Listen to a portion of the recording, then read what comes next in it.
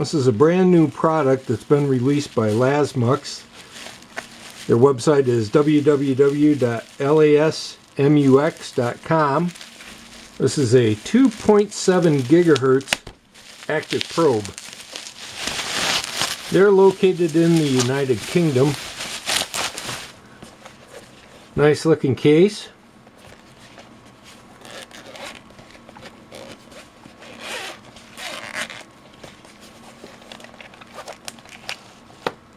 One of the things I'd asked for was a second probe that we could maybe run some additional experiments with. So this happens to be one of the original prototypes. We'll just set that aside for now. Let me just go ahead and take that out. Just looking at the back side of the probe, you can see it has a 0.7 picofarad 1 megaohm input impedance with up to 14 volts, and it's a 50 ohm output. See, it's a 20:1 ratio, 2.7 gigahertz. And there's his website, lasmux.com. Backside we have an SMA that goes to a BNC connector. And then this is our power input. Comes complete with this little battery box. Has an on-off switch. I can tell you this does not have the battery included. You can see where it would plug in. And then it also comes with various probe tips. Looks very nice. The probe was also supplied with this test sheet. See, here's the serial number and the date that it was tested. Here we can see it says test data is only indicative of device performance. All test data is strongly dependent on specific test fixture setup and probe configuration. User observed probe characteristics will likely be different. For details on test processes, refer to the data sheets. At the top left, we can see for bandwidth at -3 dB, they measured 2.79 gigahertz, and the input capacitance at 1 gigahertz was measured at 0.71 picofarads. See the probe frequency response above and 50 ohm coplanar waveguide S11 below with the probe attached. So it looks like this is S21, and then this is probably S11 here. So this is the return loss. Yeah, down here at the bottom corner you can see marker 4, which is this marker here, is the S11 reflection maximum, and marker 5 is the reflection at 1 gigahertz. So you can see at 1 gigahertz, marker 5 is minus 18.74 dB. And you can see the worst case, again marker 4 is at minus 14.89 dB. He also gives you the equivalent SWR for those two markers. So for marker 5, 1.26, and for marker 4 at 1.44. So again, this top one here is the response, or S21. So if we look at the vertical scale, this is the magnitude in decibels, so minus 26 dB. Again, that's a 20:1 probe. And we go 3 dB down from that, or minus 29 dB. And that appears to be marker 1. So right here you have it at 2.79 gigahertz, which is what he's listed up here. So we can try to replicate these tests using my own test equipment. What I'm going to do is contact the manufacturer, and I'll make sure I understand his test setup before we give this a try. Let's go ahead and we'll hook this thing up to the scope and just check it out, make sure it works okay. And let's just go ahead and we can insert our battery. We'll just be using our scope to do a basic checkout. Let's try turning it on. We'll see if the LEDs come up. Looks like we get a blue LED off of it. Yep, it's doing something. Let's just see if we can pick up our calibrator. Looks like we're getting a signal off of it. It's a good sign. Let's just go ahead and we'll turn off channel 2. Let's see, this probe we said is 20:1. Alright, our calibration is a 1 volt signal. We'll just do standard vertical. And you can see it's reading 1.15 volts peak to peak. So it looks like our probe is functional. It's a good first step. So looking in the manual, I don't see any reference to the battery life. So I think what I'd like to do is go ahead and try to measure that. On page 4 of the manual, they do describe that there's the slide switch on the 9-volt battery box. A blue LED on the probe indicates that it is powered. A red LED will light to indicate low battery condition. The device may still be used under this low voltage condition, but the dynamic range of the probe will be reduced. Of course, as the supply voltage drops, it's going to limit the output range. So let's just go ahead and we'll look at the current. So I've got a power supply currently attached to the 2 meters. The meter on the left is looking at the probe current, and the meter on the right is looking at the voltage. It's just attached to our bench power supply. And you can see currently the blue LED is active. So what I'm going to do is just go ahead and reduce the input voltage. And let's see where the red LED comes on at. Right there. So you can see it doesn't have a lot of hysteresis built in. We'll try adjusting it down until both lights turn off. Right there, so our blue LED is off now, and that's at roughly 3.9 volts. So again, at 9 volts, we're drawing roughly 61.37 milliamps.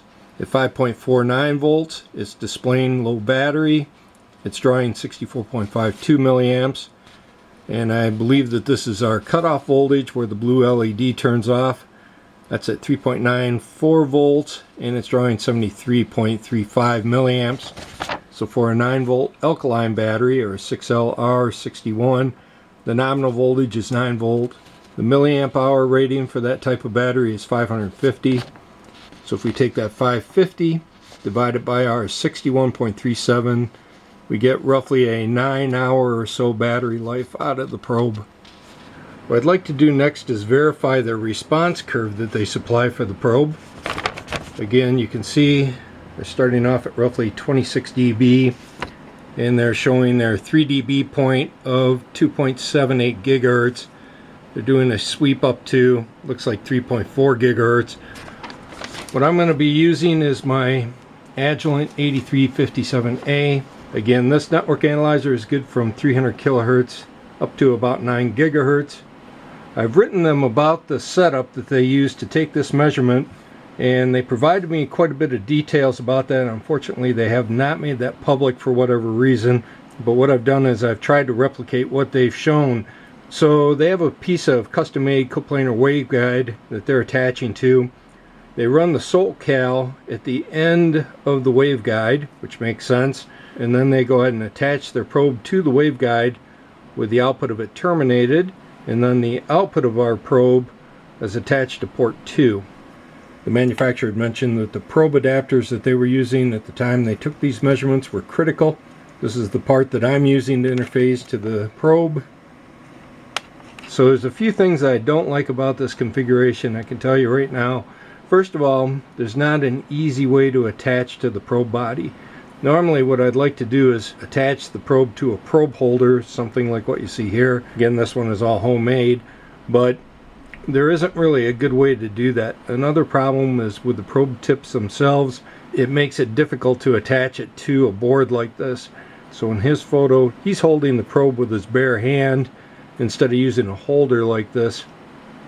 You can see I'm plotting S21. You'll notice that it doesn't quite look like what he's showing in his data sheet here. Well, as it turns out, if I hold this probe body basically the way that he's doing it with his hand, watch what happens as I slowly touch my fingers back to this probe body. You can see all I'm doing is putting my hands on the probe body the way he's showing it, and look at the difference that this makes. So I'm sweeping up to 3 gigahertz, and you know, I'm seeing about 34 or so dB, so very close to what he's showing. It's really just this area around 1.2 to 1.5 or so gigahertz where you'll see this dramatic dip when your hand isn't holding the probe body like what he showed. We can go ahead and save this to an S21 file. Alright, so this is looking at the data that I collected. You can see his first cursor, number 3, is at 1.127 gigahertz. and he's showing a minus 26.86 or so. So 28.6 would be down around this area here. So again, this probe appears to be a little bit tighter than what he's showing. Let's see, our 3 dB point, so 29 dB or so down. You can see with this probe, it looks like we're measuring roughly 2.56 or so gigahertz. Very close to what he's showing. So again, my probe looks a little flatter than what he's showing here, but the 3 dB point is a little bit shy of the 2.79 that he's showing on his data sheet. But again, I want to refer to his note here that all test data is strongly dependent on specific test fixture setup and probe configuration. So again, I'm not too surprised that we're seeing this kind of error. Let's go ahead and we'll change this to look at S11. Again, at the lower frequencies, he's off the chart. So he starts off at minus 40 dB. So somewhere up in this region here, we'll just move our cursor to a gigahertz. We can see on the data he provided at 1 gigahertz, he's showing minus 18.74 dB. You can see with the data we collected at a gigahertz, we're at minus 18.76 or so dB. So spot on pretty much. Let's look for our peak. It looks like it's happening at about 1.65 gigahertz. Now he's saying it's happening at 1.95 or so gig. Now you can see on mine it's starting to flatten out already. His data shows it going all the way up to 14.9 dB or so. You can see where we've measured at 1.65 gigahertz. The peak is a minus 15.66 or so dB. So again, our probe seems to be performing better than what he's showing here for the return loss. Again, probably a difference of the test setup, but it doesn't look like we're seeing any surprises. So let's talk a little bit about active probes and why you may need them. At my first place of employment when I got out of college, I didn't do a lot of high-speed design work. Actually, most of the processors back then had a clock rate of maybe a megahertz. So when you look at the capacitive loading of a standard 10x probe, back then it really wasn't a problem. So while I was working at basically DC, some of those circuits were very high impedance. And what I found is with the standard 10x probe, where you're dealing with a 10 mega ohm input, still was loading down my circuit enough to cause problems. So back then, there was a gentleman named Robert Peace who worked for National Semiconductor, and he wrote articles for EDN magazine. This booklet contains quite a few of those published articles. Here's Mr. Peace. Of course, he's passed away now. Seemed to be quite the character. I'd actually written this guy a few times over my career. He was always very helpful, very approachable. So part 2, the right equipment is essential for effective troubleshooting. Down here he's talking about the differences between the 1X and the 10X probes. Says you should be aware that a 1X probe only have a 16 or 20 megahertz bandwidth, even when used with a 100 megahertz scope. When you use a 10X probe, be sure to adjust the capacitive compensation of the probe by using the square wave calibrator. Failure to do so can be a terrible time-wasting source of trouble. But right down here he goes on to say, in some high impedance circuits, even a 10x probe's capacitance, which is typically 9 to 15 picofarads, may be unacceptable. For these circuits, you can buy an active probe with lower input capacitance of 1.5 to 3 picofarads for $395 to $1,800, or you can build your own, figure 3. So he published this oscilloscope probe in EDN, and I built one. Down here he says, this probe circuit's input impedance is 10 to the 11th ohms in parallel with 0.29 picofarad. Optimized for its impedance characteristics and not its frequency response. The probe's bandwidth and slew rate are 90 megahertz and 300 volts per microseconds, respectively. Here he shows a photo of what he's built. The one I made was probably about as crude as this. And this was the first active probe that I ever had. And I ended up using this for work anytime I needed a very high impedance probe. This is the second active probe I ever owned.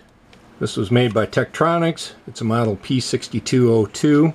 Here we have the AC power supply for it. You can see it's selectable for 115 or 230 volts AC input. Here we have the actual probe.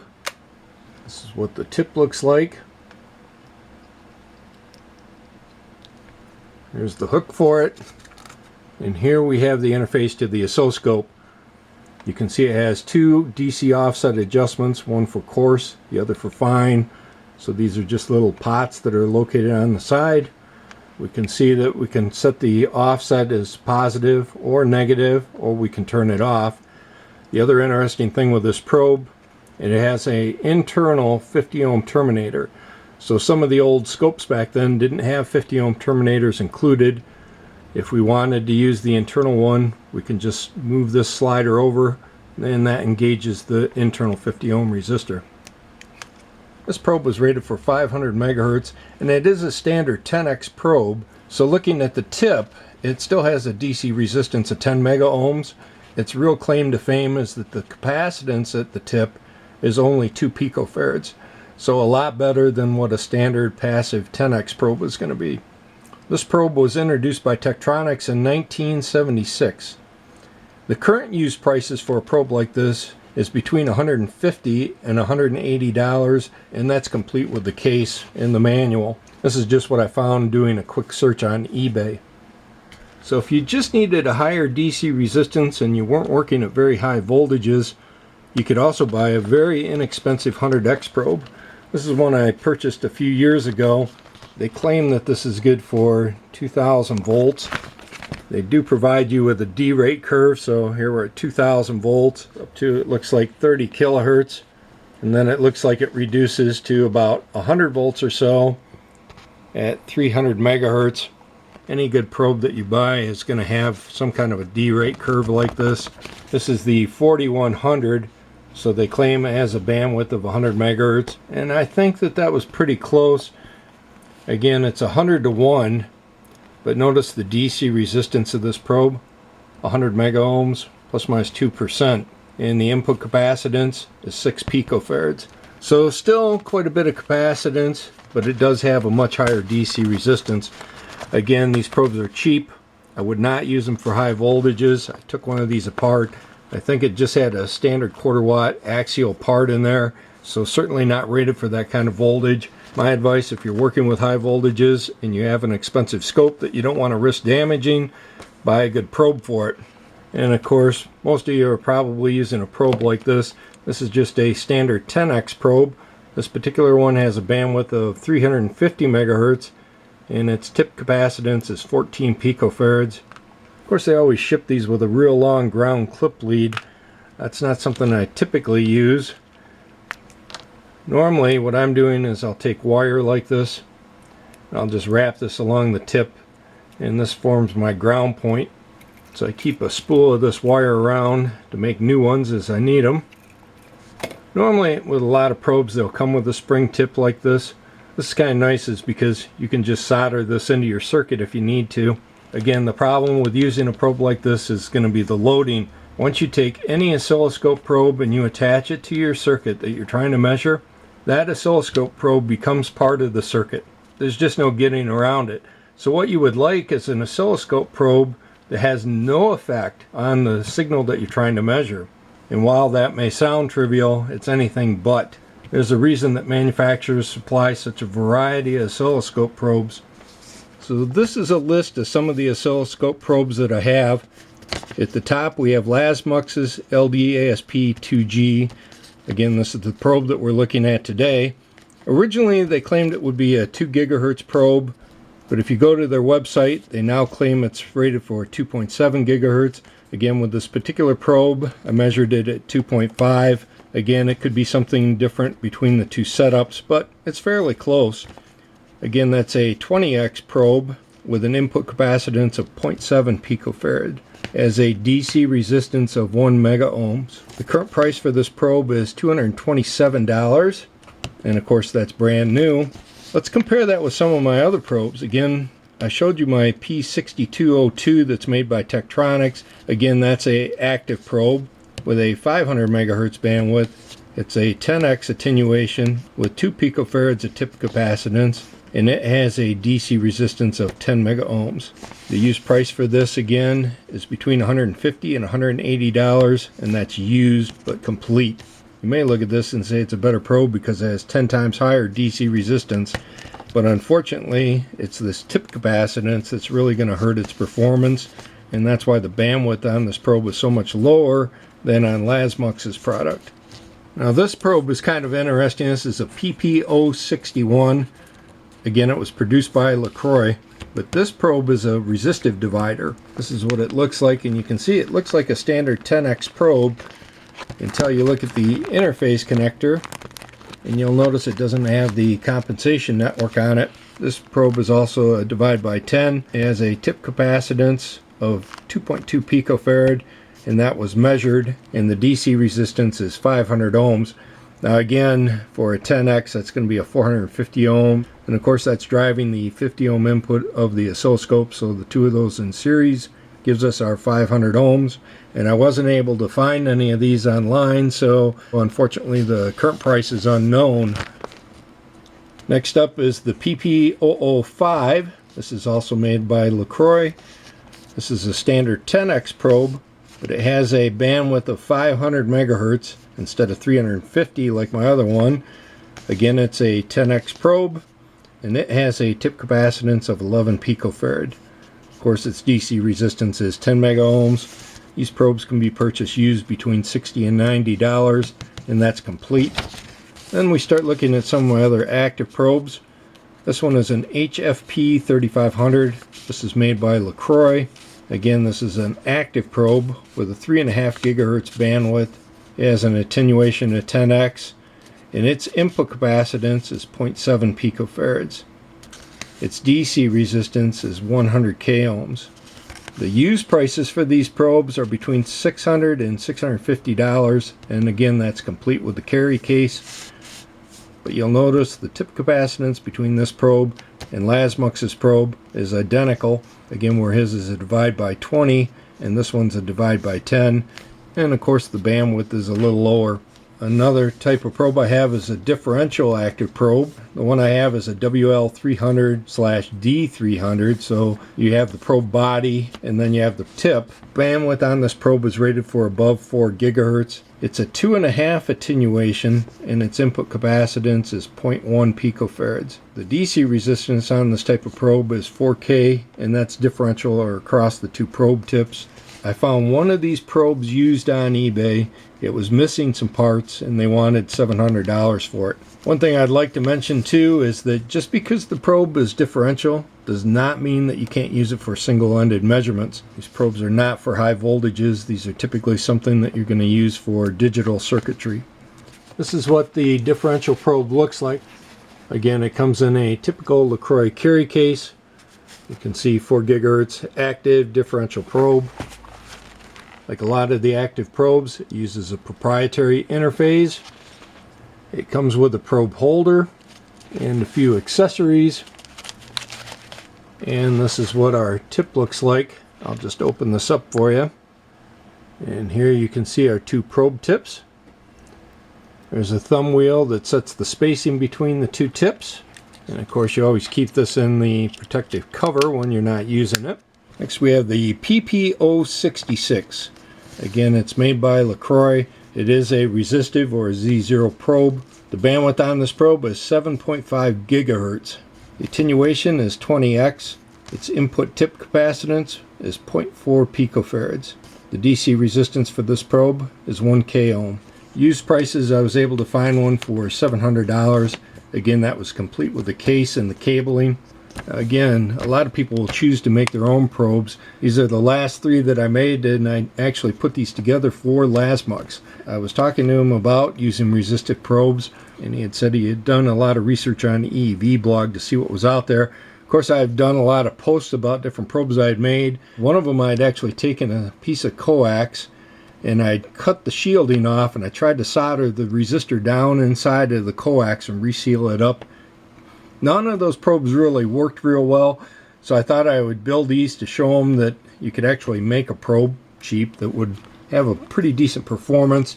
You'd also talked about the repeatability of the probes, So I made two different ones the same and then showed their performance differences.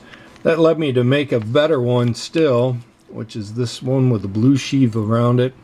This one has a bladed ground tip, and the whole point of that is to reduce the inductance.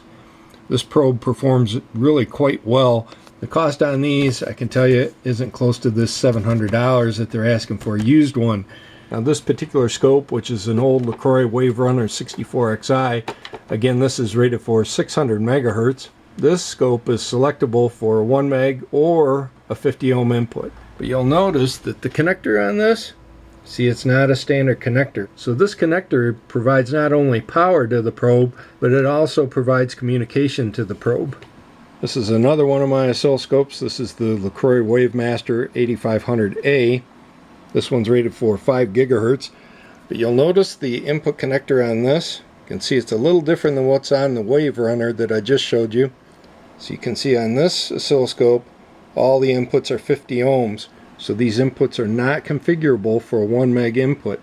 So you cannot use a standard 10x probe with this oscilloscope. Except LaCroix thought about that, and they made this adapter. This is a part number AP1M High Z buffer, 1 mega ohm input. This adapter is sold with this PP005A probe. This allows us then to use the standard 10x probe with that oscilloscope, of course with a pretty big performance hit. So this amplifier has a bandwidth of 350 megahertz minimum to 500 megahertz typical. These are both good books on high-speed digital design. The one on the left is a handbook of black magic. The one on the right is a handbook of interconnect theory and design practices. Both these books are now fairly dated, but the principles are still the same. So I'd like to go over some of the material in this book. In Chapter 3, Measurement Techniques, 3.1 is Rise Time and Bandwidth of Oscilloscope Probes. Figure 3.2 breaks apart the oscilloscope system into component pieces separately, showing input signal, the probe, and the vertical amplifier. In Figure 3.2, a perfect signal with a razor-thin rising edge separately feeds each stage, so that we may directly observe the distortion caused by each piece of the system. Both the probe and the vertical amplifier do the same thing. They degrade the rise time of their input signals. Figure 3.2 quantifies the rise time degradation of each processing stage separately. So here they have their fast edge. It goes into the scope probe, which is going to degrade the rise time. That then goes into the vertical amplifier at the scope, which further degrades the rise time. When a realistic input feeds the combination of the probe and vertical amplifier, as in Figure 3.3, the rise time of the result is equal to the square root of the sum of the squares of the rise times of each component. It's very important. It goes on to say when processing stages connect in series, the square of their rise times add. Section 3.2 talks about self-inductance of a probe ground loop. Again, I had mentioned these long ground leads that they supply with these scope probes. You can't use something like this to measure high-speed digital signals. Section 3.4 is how probes load down a circuit.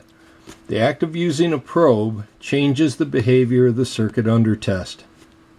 That's key. Surely we have all encountered circuits that work when we are probing them, but malfunction as soon as we withdraw the probe, or vice versa. This is a common occurrence due simply to the loading effect of the probe upon the circuit in question. When a probe loads down a circuit, what changes in the waveform do we expect? The nature of the change induced in a circuit depends mainly on three factors: the knee frequency of the digital signal under test, the source impedance of the circuit under test at the knee frequency, and the input impedance of the scope probe at the knee frequency.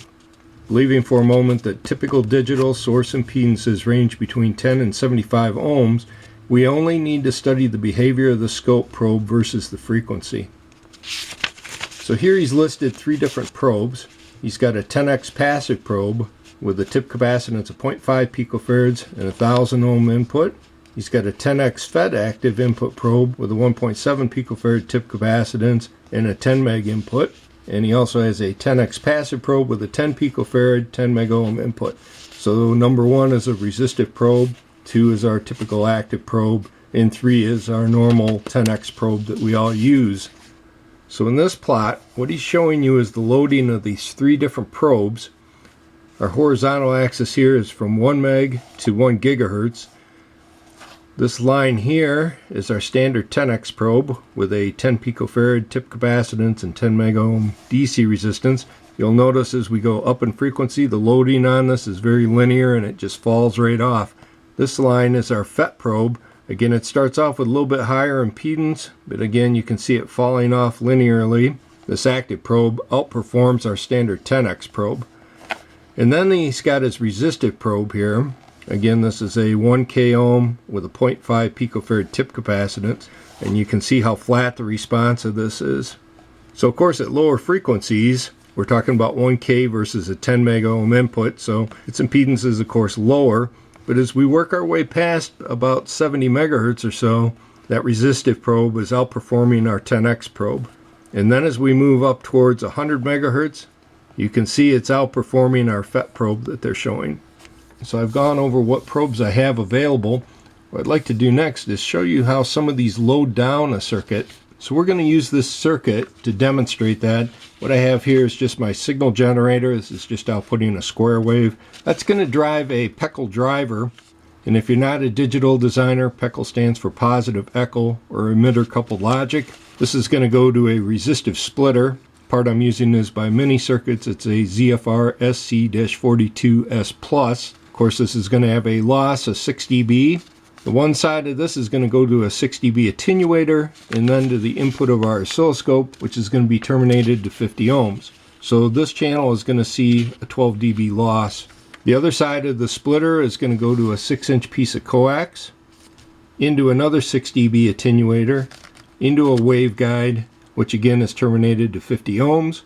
The reason that I've added these two 6 dB attenuators is they're going to provide us some isolation between channel 1 and channel 2 of the oscilloscope. Finally, down here we'll use channel 3 and channel 4 of our oscilloscope. We'll set these to 1 or 50 megohms depending on the scope probe that we're looking at, and we'll just attach our probe to this section of waveguide. So again, looking at our typical digital system where we have a driver and a receiver. This is our driver and channel 2 is our receiver. So again, what we're trying to determine is how adding this probe to our transmission line affects what the receiver sees. So this is our test setup here. So on our left, this is our PECL driver. This piece of white coax is just going off to our signal generator. This piece of coax is our output, and this is going up to our splitter. The reason that we're using this PECL driver is to obtain a fast edge rate. Again, this is a resistive splitter. Half of the signal is going to go into channel 1 through this attenuator. The other half goes through this section of coax, which goes into another attenuator. Again, both of these attenuators are 6 dB. It attaches to this section of waveguide and then into channel 2. Then what we can do is use the other two channels of our oscilloscope to attach our probes that we want to test, and then we'll be connecting those to this section of waveguide. Now we're going to be using my LaCroix Wave Runner 64XI. Now again, this oscilloscope only has a bandwidth of 600 megahertz. So I want to be clear that this is not the oscilloscope that you're going to normally be using for high-speed digital design. The 600 megahertz just isn't going to cut it. And the manufacturer rates this oscilloscope for a rise time of 625 picoseconds typical. So this PECL driver produces edge rates that far exceed what the scope is capable of displaying. So in this case, the scope is really the limiting factor. But even with this slow configuration, we should be able to see the difference between some of these probes. I had mentioned earlier when we were measuring the S parameters for this probe that the manufacturers stated that the adapters that they used were quite critical for making those measurements. So this is basically what we're using. These are made by Amphenol Connect. This is a brand new one. But this is, again, what we're going to be using for this experiment. You can see the two adapters here attached to the inputs of the oscilloscope. Okay, we'll go ahead and turn everything on. The first oscilloscope probe that we're going to be using is one that I did not talk about. These are produced by Handtech, and they're rated for 100 megahertz. I believe that you got two of these probes for 20 bucks, about 10 bucks a piece. I've had these for quite a few years now. The cable on them is quite short, but they do have decent performance and they've held up quite well. The reason that I want to show you these probes, not only because of their low cost, but because they have the switchable 1X input. So what we can do is show you how that affects the loading as well. So right now you can see there's no trigger. We'll go ahead and turn on our Peckle driver. And here's our output waveform. So the yellow trace is channel 1, which again goes through the 6 dB attenuator directly into the splitter. So this has a very short path. Channel 2 is going through this section of waveguide, plus the attenuator, and plus about 6 inches of coax. So this added length is causing this phase delay between the two signals. So currently I have channel 4 set for a 1 mega ohm input, and I'm going to set our oscilloscope probe to the 1X input. And what I'm going to do is save this channel 2 to memory 3. So this blue trace now is what the waveform normally looks like. And now I'm going to attach our oscilloscope probe, and let's just see how that affects that waveform. You see the difference? Let's just turn off these other two waveforms. So again, this is what it looks like unloaded, and this is what it looks like loaded. So you can see how this makes a pretty dramatic difference. So let's just try changing it to the 10X mode. And you can see even there, it still has a pretty dramatic effect. Now again, if we were using a faster oscilloscope with even faster edge rates, these effects will be even more pronounced than what you're seeing here. Let's just save our 10X settings. Let's see how this compares now against our LaCroix PP002A. Again, this is a 350 megahertz 10X probe.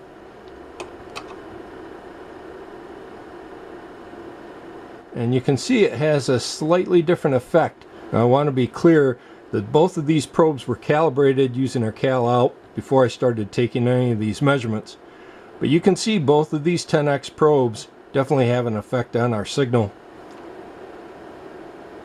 If you're curious, we can just zoom into this a little bit. So this is looking at our rise time, and we're currently measuring 540 picoseconds, it looks like. Again, this is the average. So it is a sub 1 nanosecond edge rate, but you know, modern digital signals are going to be much faster than this. So let's try a different scope probe. This is our homemade one that I made for Lasmux.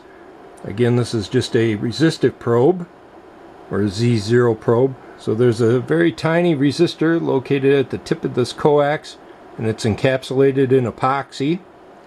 And then I have this very wide brass blade that wraps around the coax, and that's giving me a very low inductance path. Again, we'll just attach this to channel 4. We'll change channel 4 to a 50 ohm input. And let's see what happens now as we attach our oscilloscope probe. You can see there is definitely some effect. Again, what we can do is do File, and we'll save waveform. Again, let's just turn off channel 1 for now, and we could turn off channel 4 as well. You see right down in here that little bit of difference. So again, this is presenting a 500 ohm DC resistance between the two tips here, and that's why you can see even out here where the signal is definitely settled just before the transition, it's definitely causing a loading effect. Now let's have a look at Lasmux's probe. So we'll enable channel 3. Again, this is set for 50 ohm input. We'll go ahead and turn the probe on. Now I'm expecting this is going to have basically no effect. Let's just see. Yeah, you can see like basically no effect whatsoever. Even up in the areas here, it's having no effect. Let's have a look at what that signal actually looks like. You can see there's quite a bit of noise on it. I'm not sure the reason why it has so much noise.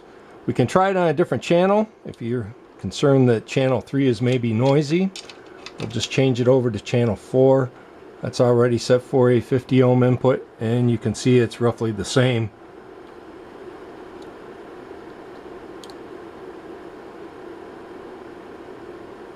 So yeah, it's not our oscilloscope that's causing that noise. It definitely is the oscilloscope probe. Now again, we're going through a 12 dB attenuator before we even get to the oscilloscope probe. So normally we're looking at a lot higher voltage signals. What I'm going to do is just zoom out a little bit, and we'll just go ahead and save this trace. This is the HFP 3500. Again, this oscilloscope probe is rated for 3.5 gigahertz. The DC resistance is 100 k ohms, and then it has a tip capacitance of 0.7 picofarads. Let's go ahead and we'll plug this into channel 3. You can see it powers up our probe. Now we'll turn off channel number 4. And let's turn on channel 3. And let's go ahead and attach that to our board. And you can see the noise is quite a bit lower on this probe than what it is with the Lasmux probe. Now again, at these slow edge rates, I'm not really expecting to see a lot of difference. The big difference here is the noise level, but again, we are talking about a signal that's been attenuated by 12 dB, which is not normally what we're looking at. So is this higher noise really going to be a problem? I think it depends on the user's requirements. Here we have SJL Instruments GigaWave 6400. This is a 6 gigahertz digital sampling oscilloscope. I did a review on this if you want to have a look. All 4 inputs on this oscilloscope are 50 ohms. Channel 1 is dedicated for the trigger input. We're going to be using this to look at a little bit faster signal than what we did with the LaCroix. So here we have a 1 gigahertz Nell oscillator. This has a differential output. One of the outputs is terminated. The other goes through our waveguide, through a 6 dB attenuator, and into the trigger input of our oscilloscope. One thing I should point out is because now we're looking directly at the output of this Nell oscillator instead of going through the 12 dB attenuators, I'm expecting that the signal noise ratio for this probe is going to be much better. You can see the oscilloscope is displaying 1.00 gigahertz and it has a rise time of 228 picoseconds. We're going to take channel 1 and we're going to export that. And then we'll go ahead and import it. And we'll change it to the same scale that we have. Next we'll be taking our Handtech oscilloscope probe. Because we're only interested in the loading of this probe, and because the GigaWave 6400 is 50 ohms only, we're going to be using this scope simulator that I had put together when I was looking at through terminators. Again, this is nothing more than a 1 mega ohm resistor in parallel with a 15 picofarad cap. We're going to set our probe for 1x, and now we're going to attach this to the waveguide, and let's see what effect this has on the loading. You can see it's definitely attenuating the signal. Here it is with it off. And again, here it is with it attached. Let's just try changing it to the 10x setting. You can see it really has no effect.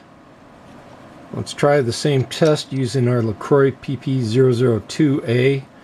Again, this is a standard 10x 350 megahertz probe. And you can see it has, again, a pretty good effect on this. Next we'll try Lasmux's probe. This is attached to channel 3. We'll go ahead and turn that on. You can see the attenuation is set for 20. And it's also set for 100 millivolts per division.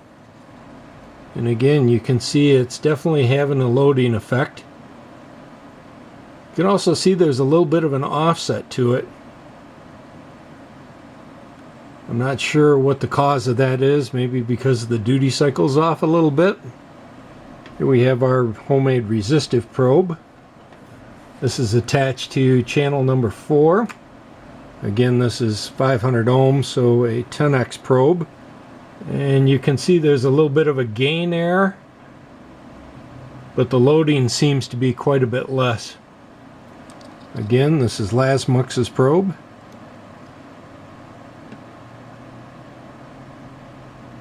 And once again, you can see this little bit of a bias to it.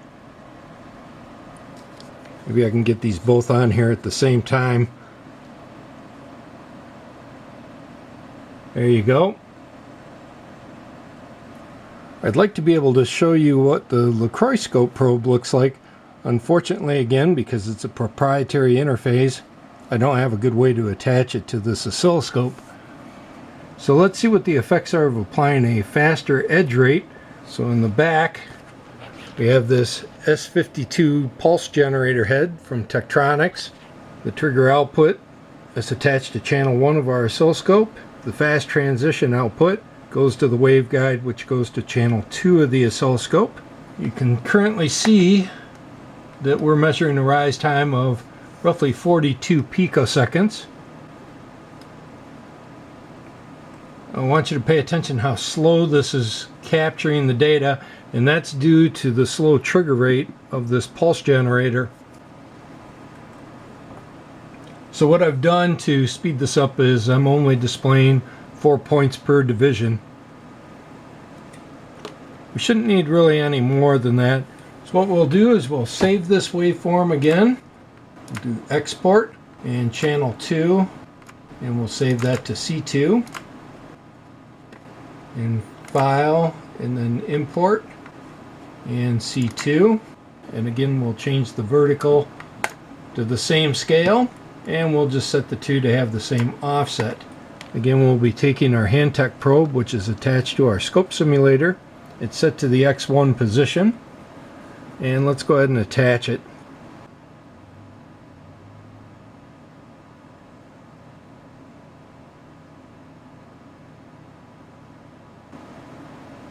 Look how slow the recovery time is.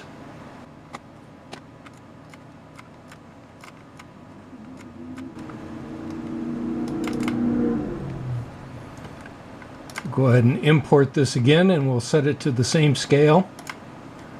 And again, let's just change our offset to be the same.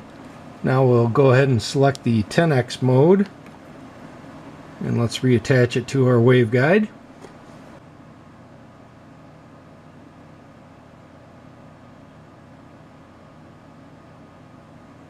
And again, you can see it's having roughly the same loading effect. So now let's take our Lasmux probe. Again, this is attached to port number 4. We'll go ahead and turn that on. And let's change our probe attenuation to 20x.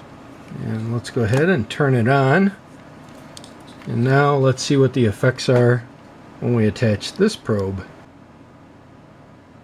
You can see how much better that is. We'll let it run through a second sweep. Unfortunately, you can see the phase changing as the pulsar warms up. But what I'm really concerned about is the edge rate. Now, if you're wondering why you're not seeing anything on the green trace, that's because of the length of the coax is so long, we're not actually going to see anything until quite a ways out. But look at the difference. See how much faster the edge comes up? This is really the reason that you want to run an active probe like this. And now let's attach our resistive probe. And let's see what effect this has. You can see it's loading it down a little bit, but again, this is a 500 ohm resistor.